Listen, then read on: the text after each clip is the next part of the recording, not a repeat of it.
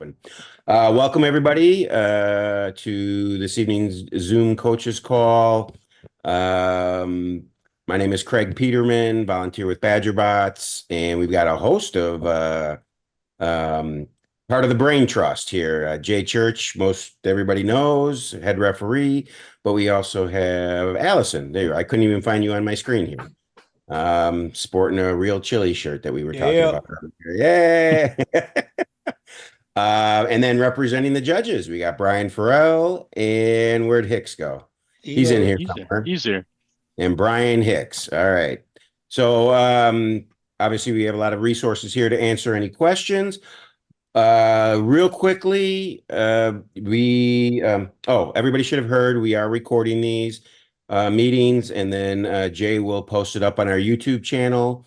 So once again, we talk as if we have a meeting of 80 people here, 100 people, and because we get a lot of people who view the videos, so please, those that are participating, remember that aspect of the meeting.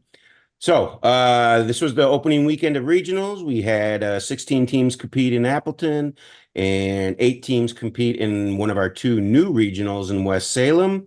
I had hoped to get the results published in today's newsletter, but I haven't gotten the official score sheets back. I hope to get them tonight or early tomorrow morning, and we will have a flash newsletter tomorrow once I get that information. Or let's just say I have the information, but I like to confirm it with the actual data.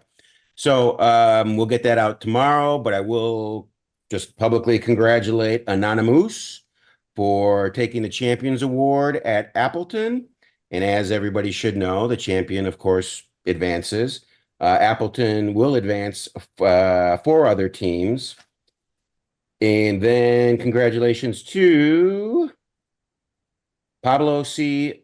Anemones, who took the Champions Award at West Salem. Obviously, they also will be advancing. All right, so more details to come between the 2 tournaments. 8 of the 87 spots at sectionals have been claimed. So obviously, we have a lot more to go. And fortunately, this evening, we have the tournament directors from the upcoming regionals, both on Saturday, Bob Getka from Janesville and Josh Hansen from Franklin. So I'm going to, let's just go in alphabetical order. Bob, would you like to talk about Janesville? And Sure, I can talk about Janesville. I think I recognize one name on here that's coming down. I think Peggy is coming down. I don't think I recognize the other names, but anyway, I'm like Craig said, that I'm sure a lot of others be watching. I'll be at the school bright and early, so I do post that the doors open at 7:45. But if teams were to get there at 7:15 or 7:30, I'm sure the doors will be unlocked even by then. But for sure, the doors are open by 7:45. We start with the coaches meeting at 8 o'clock on the tables in the gymnasium. We do have quite a big facility. This is a Division I high school here in the state. So the parking is going to be on the west side of the school in the student parking lot. Tons of parking. There won't be an issue there. And then come into through those student doors, and you're going to walk straight in and get to the cafeteria where the pits will be set up. You'll walk past the gymnasium, which is where the actual robot games will be playing. But then opening ceremony is going to run around 8:30 to 8:50 after a coaches meeting on the tables at 8 o'clock. Our morning rounds of judging start at 9 o'clock. We do take a lunch break between 11 and 11:45.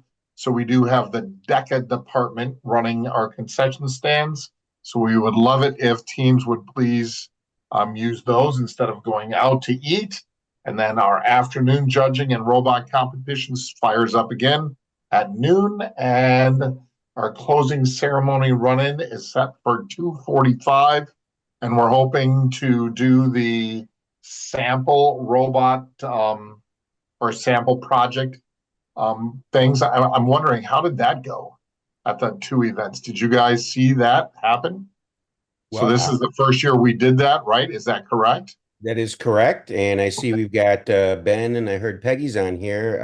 I'll defer to them before giving my comments. If Ben or Peggy want to chime in, that'd be great. Can you ask that question again, Bob, or share that statement again? So I'm wondering how the new thing went, where we're gonna when after we do the run in, then we're gonna ask a team to come up to the front and do their skit, their robot, or not their robot skit, their project skit.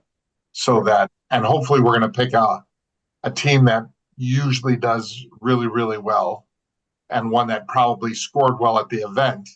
Yep. And just to Well, give everybody an example of, right? I mean, they won't know they scored well, right? right. So, well, Right. Bob, let me just give you a little background for everybody, for that matter. So, during the judge deliberation time, oftentimes there's a lot of space, time. Mm. And one of the regions near us, they occupy that time by selecting teams to present their innovative project to the entire audience in the gym. And it's not designed to identify who won the award. It's not even a guarantee that that team won the award, but it's designed, one, to, entertain and give kids the opportunity, but also for coaches who only see their own team's presentations to see another one that the judges thought was a solid presentation. Doesn't need to be the winner, because remember, judging also involves the whole Q&A section, and we're not going to do a Q&A in the gym with an audience of 100 people. So it's just the 5-minute presentation. And at West Salem, I mean, again, thinking through it at the beginning, I was thinking just one team, but at both Appleton and West Salem, two teams ended up giving their presentations. So, like I said, before I give my opinion, Peggy or Ben, if you want to share the West Salem experience. Yeah, I'll Yeah. jump in real quick. Good. Or real quick, Peggy. Yeah, I thought it went good. I even some of the teams commented like, "Oh, that was an interesting problem they're trying to solve," and it gave the kids experience to end up presenting in front of someone like a bigger group of people. So I think overall, I thought it was a good thing. Yeah, I had gone in when the judges gave me the two names that had some nice solid presentations. I went and talked to the teams. They were excited. They ran through their practice a little bit more. Asked for a table. I asked, do you need anything? And one of them wanted a table, so I made sure there was a table out there. And yeah, they did a great job. And I think it was great for everyone else to get to see that and see what other teams look like. So So just out of curiosity, were those two, were they more reading, or just did they actually do like a play? they both had scripts that they had read. Okay. So Okay. Yeah. So, Bob, we actually help from a judging perspective identify some teams. Okay. Again, they're not guaranteed to be a top team. It's, hey, judges, do you have any teams that look like they have a pretty good presentation? Oftentimes we'll try to get that figured out, even before all the judging's done. So if we get it done at like noon, right? We haven't Sure. seen all the teams. There's no guarantee they're even in the, the top one or two. It's just a team with a good presentation to help other teams kind of see what a good presentation looks like. Perfect. And then checking with the team to make sure that are they willing to. So I know up in Appleton, going through the list, a couple of them did not want to. So. Yeah, Bob, you should have the list of teams that are willing to, yes, no, or maybe. Yep. Obviously the no's we won't pick. The maybes we can, go up and approach and ask if they're willing. and Okay. ours were both maybes, and the first one jumped really fast. The other one, the coach just went and talked to him and came back. Yep, they're doing it. So The Perfect. yes, no, maybe came in like a month ago before they even really had anything. So they were probably skittish about if we're going to have anything worth doing. So as part of the So we're planning on doing that, and then 3:30-ish is then, I think, or maybe 3:45, we'll get our award ceremony, and we should be close to done at 4 o'clock at Parker with the way Brian set up our schedule. is what I'm hoping. Yeah, I didn't look at last match. I don't remember what last match was on yours, but 2:35. what was the last robot or what judging? 1 o'clock. Okay, you should be good then. Okay, awesome. Okay. So that's Bob, Janesville. any questions for Bob about Janesville from those that are here, obviously? Hard to get questions from people that aren't here. All right. Well, if not, then Josh, if you'll talk about Franklin. Of course. Can you guys hear me okay? Yep. Yes, sir. Awesome. Hello, everybody. As Craig said, my name is Josh Hansen. This is, I believe, the fourth time we've hosted a regional here at Franklin High School, so that's pretty exciting. I'll use the word exciting with air quotes. Those of you that have been around long enough know that we like to have extra fun surprises pop up at our events. So looking forward to something new and exciting for us this year. On my list here, just first off, congratulations to all the teams for making it this far, especially the rookie teams and coaches. Really big accomplishment, and we're going to have a lot of fun this weekend and throughout the rest of your season. I'm going to have a more detailed email with the full schedule and everything else, more pertinent information coming out by Wednesday of this week, of course. One thing I will point out here that I had in my first email was accessibility at Franklin High School.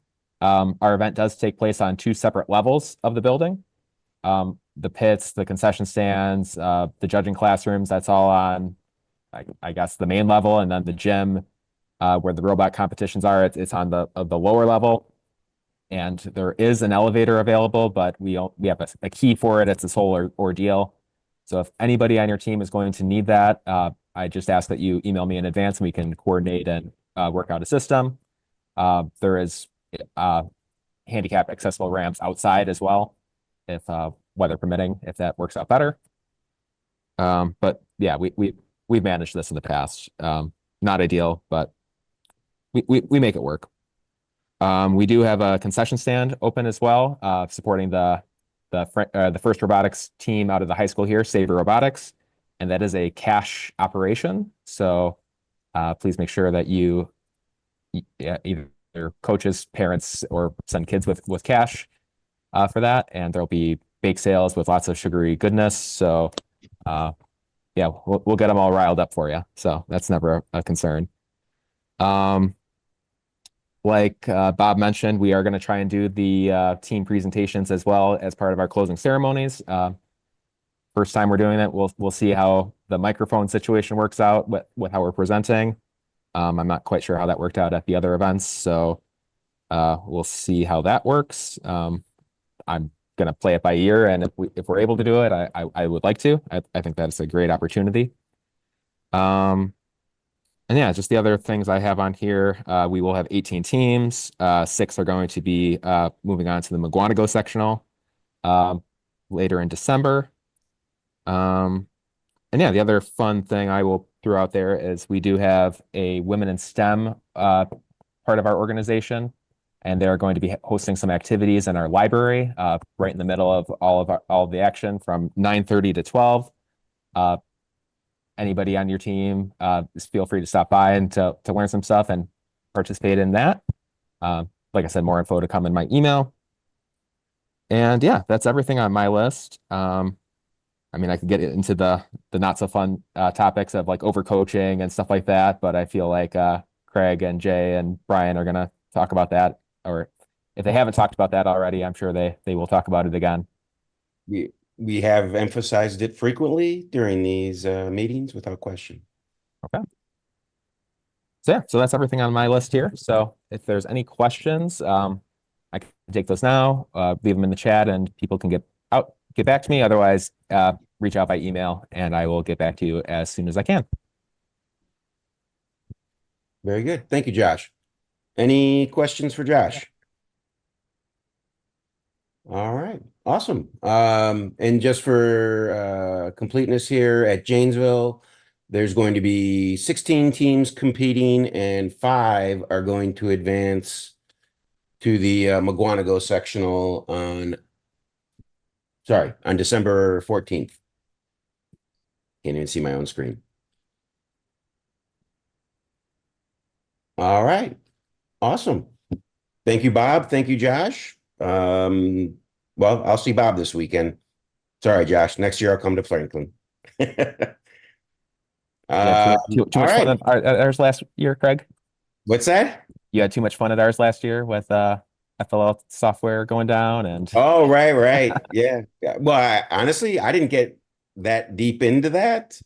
But I know Jay did, and quite frankly, they did a remarkable job of, crisis recovery mode and getting everything back online, or I should say, keeping it up to date until everything came back online. So kudos to you guys for pulling it off. Let's hope you don't have anything that exciting this year. hey, anytime that we can get like new policies and procedures named after me, like that's what I aim for every year. The Josh rule. The The Mhm. Josh rule? All right. Is that going to replace Murphy's Law? Yeah. All right. Very good. Jay, anything from a reffing perspective that you'd like to share? So we have no new updates, not really any questions in Slack. We have, let's see, we were at West Salem this past weekend. Allison and I were both there. Great event. Thank you, Peggy. Thank you, Ben. It came off really well. Mhm. We had a great time. It was a smaller event, but it was super fun. The crew there was great. Good staff over there. I think you guys are going to do really well at growing that tournament over there. It seems to be a lot of interest in the area as well. So good luck with all that.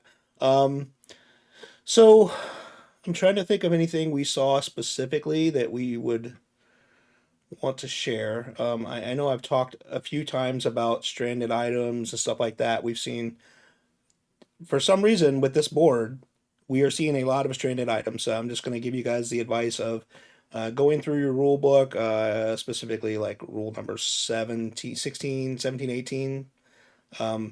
Make sure you know what you can touch and when and what happens if you touch it. That's and then there's some tips on. I have gone through some of this stuff on the ref tips off of the newsletter. Click on that.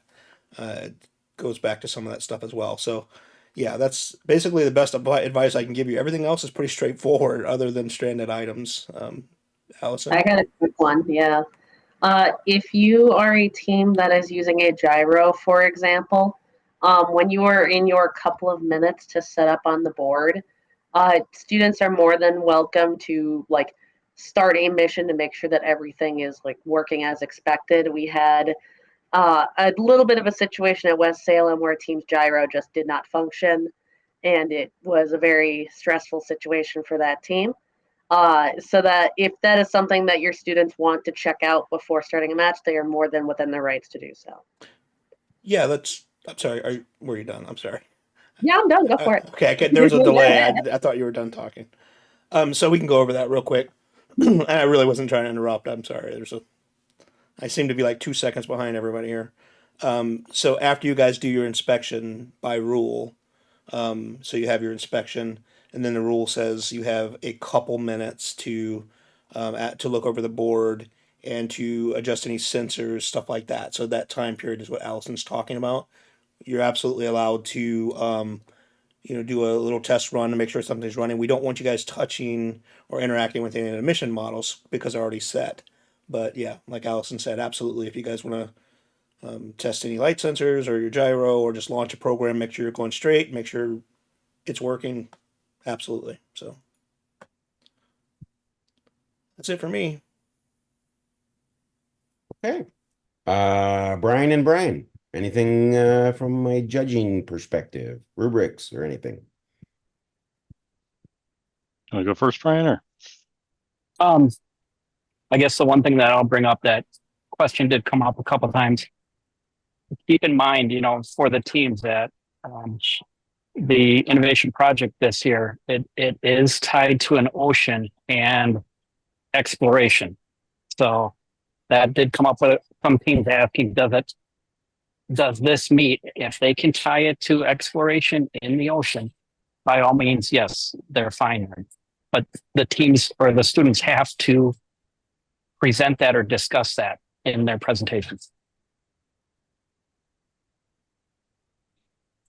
Yeah, it's a great point. Anything to add to that, Brian? Well, that's a good point. There's a lot of teams that we're seeing that aren't necessarily being tied to ocean exploration. Can you give me to an help example of such? Just there's a lot of They may Like pick a certain problem in the ocean, but Like- they don't tie it to exploration of the ocean. So pollution is not a good one. well, Well- depends how you tie it to. Okay, look at the prompt, right? I'm going to pull it up. And exploration, it can be multiple levels. Doesn't mean it has to be educational or research. It can be more at a personal level. They do have to somehow tie it to exploration. Without saying how to do that, the students have to tie that somehow to exploration.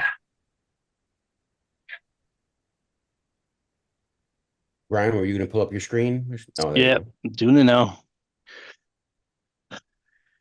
So, I mean, the prompt really is this, right? Your challenge is dive into problems faced by people who explore the ocean. Okay, that's the prompt for this year. It's not saying that some of these other things can't be, but you have to tie it to it. Okay, you can't just assume because it's an ocean or a water thing that it's tied to it, right? So if you just say it's pollution and don't tie it to problems faced by people who explore the ocean, you're not really meeting that level of prompt. And if the students can do that in their definition or opening, and then keep reinforcing exploration, you don't want to leave it up to the judges. Well, they assumed it was exploration. You really need to tie it together because one judge could say, yes, I agree. Another one says no. You don't want to leave it up to the judges to try and determine that. If they would clearly call that out, it makes it a lot easier. You never want the judges to have to assume that judges are thinking on the same wavelength as you. A common problem for all of us when we work on problems, right, is we're too close to them. And then when we share that information, we don't share enough information. So it's not clear to the others, the people you're trying to communicate with.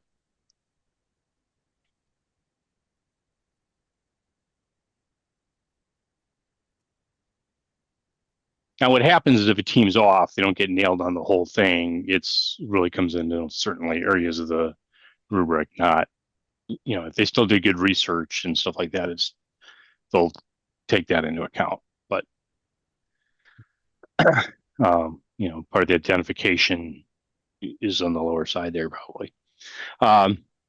So, that's a key thing. The other kind of reminders is, we only get to advance a certain number of teams to additional tournaments. Not everybody that wins an award gets to advance, and not every advancing team has won an award. So you can win an award and not advance, and somebody else that didn't get an award did advance, and that's really all based on how what's called the champions rank comes into play. And really what we're doing is looking for best all-around teams, and it's again across the 4 different areas of the core values: innovation, project, robot design, and robot performance, each weighted at 25%. Okay, and with that, I didn't explicitly say it, so I will. Robot performance winner is not a guaranteed advancement. I'm just giving you all the questions I normally get. So, I miss any, Brian? No, I think you got it covered. All right. Thank you, Brian and Brian. So then we'll open it up to questions from the coaches that are here. Open mic.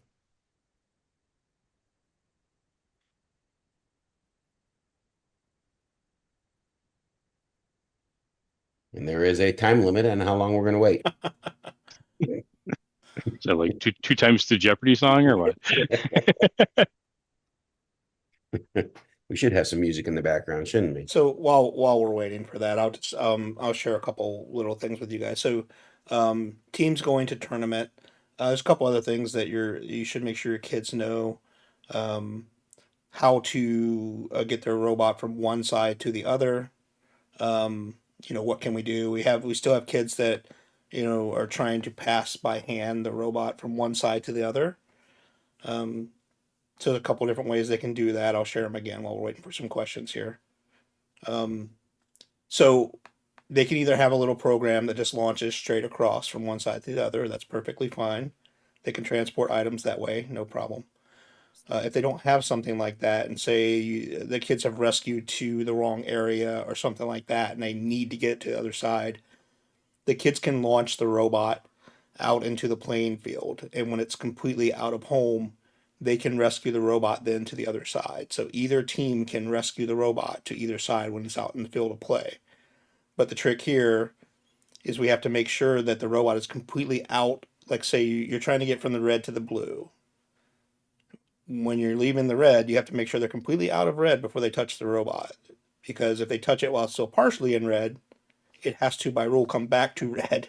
So you kind of defeated your purpose there. So we actually had one team that I think lost 2 precision tokens trying to get a robot from one side to the other. So just be careful about that stuff. Oh, Brian, I just remembered another one. I'm sorry, Jay, were you done? Yeah, I'm done. Go ahead. Okay. This weekend, I unfortunately had to talk to a parent that was late getting there. And once the teams go into the room, we ask that, nobody else enters the room. We don't want to disrupt the students as they're presenting. It really throws them off. So I actually had to talk to one of the parents, and she watched from the outside. But please tell all of your parents or your students to please be there well before their presentation time so that they can get into the room. Spectators and parents are usually allowed in, a couple minutes before they present. But once the students enter the room and the door closes, they usually do not let anybody else in.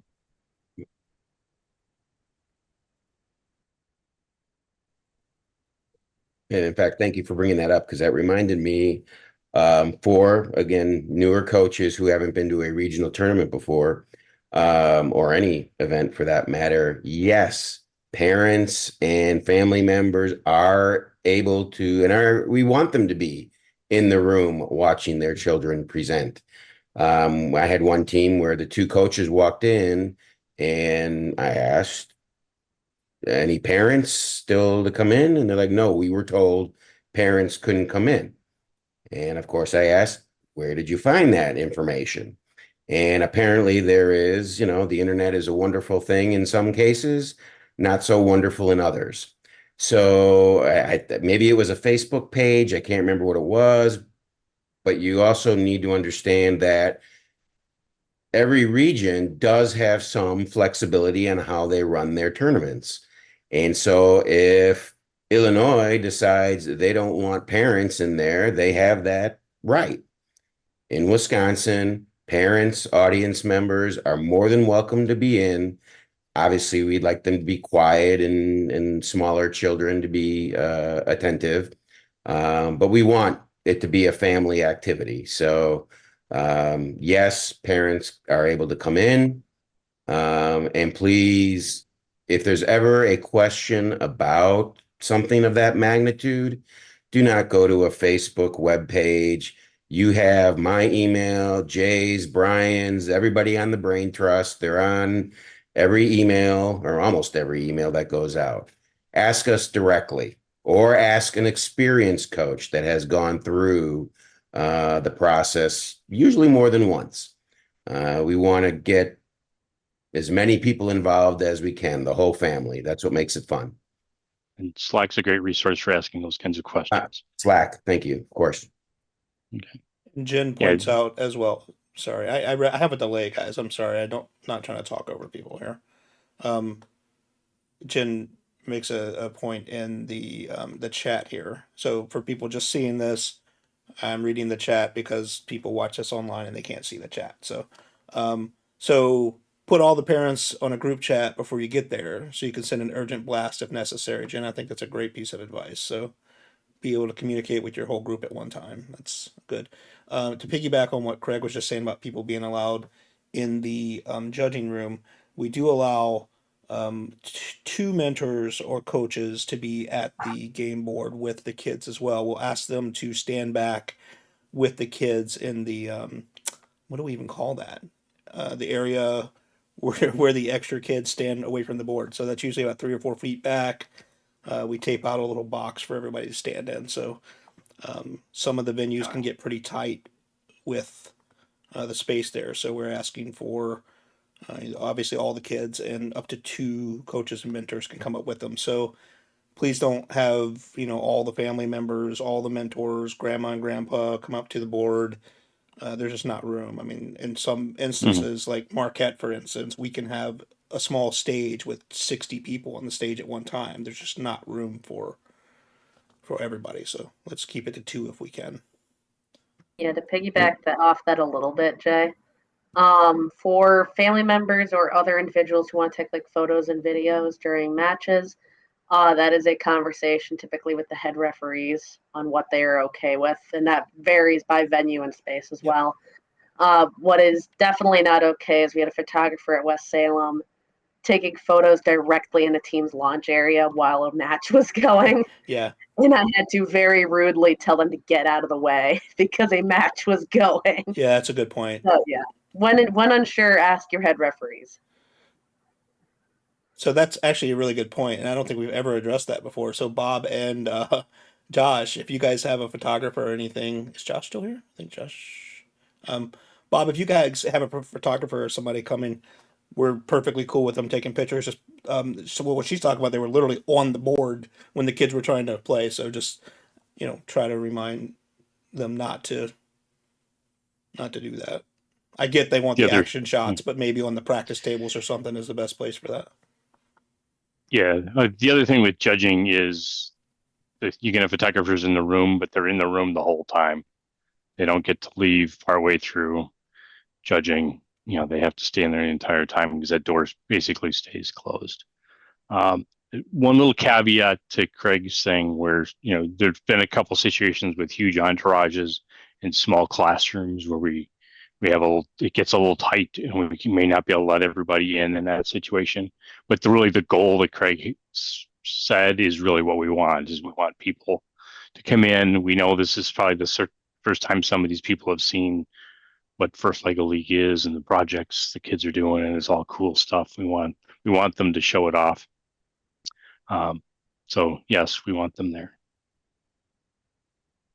But to Craig's point, the kids are the ones doing the presentation. They should be the only ones talking, them and the judges. They should be the only ones answering. There shouldn't be any coaches or parents prompting kids.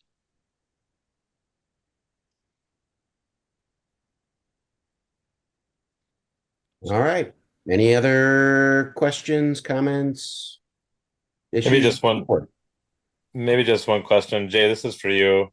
If you have a team that only has 3 people on it, and usually if you have a team of 4 or more, you have 2 people start on the left and 2 people start on the right. What if you only have a team of 3? Is it that you still only can have 1 person on the left or right and 2 on the other sides?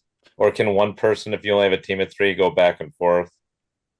Nope. So still, actually, I think it's even called out in the rule book, or I've read it somewhere. So specifically, if you have 4 or more, 2 kids, 2 kids. If you have 3, it's 2 and 1. And if you have only 2 kids, you have 1 on each side. So there, in no way, shape, or form is a kid allowed to go from red to blue.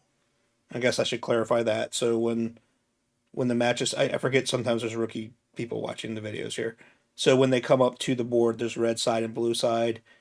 All kids are designated red or blue for that match only. It doesn't mean there can only be red for the entire day. So after your run is over and you come up the next time, the red kid could be a blue kid. So it's, when I'm telling you guys this, it's only see something. Oh, here we go.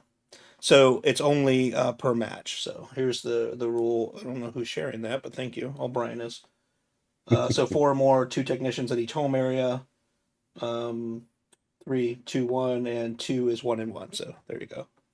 Got it. Thank you. So Ben, I'm gonna go out on we've had a discussion about what happens if you have what happens if you have maybe kids that are on a spectrum or something and they just really can't be without a sibling or, extenuating circumstances. We get it.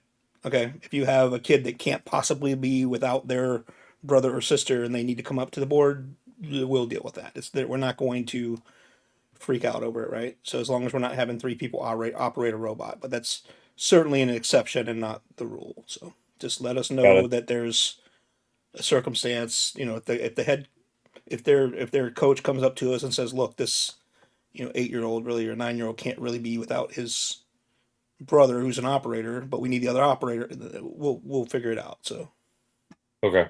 Okay. Thanks for that clarification, Sure. Jay. So thank you.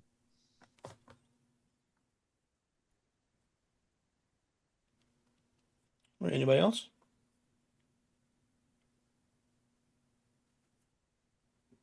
Going once, going twice. All right. Well, again, thank you to Ben and Peggy in West Salem for this past weekend tournament, and to Sean Schuff and crew up in Appleton, and obviously, looking forward to Janesville and Franklin coming up. Very exciting. So, so far, so good. Everybody, good luck, and we'll see you soon. All right. Oh, wait a minute. Somebody put a message in. Let me make sure. Oh, just a thank you. Okay. Sorry, go ahead. It was a thank you that popped up right when you were closing, so I want to make sure we didn't miss a question there. All right, everybody. Very good. Thank you. Night, Good luck. everybody.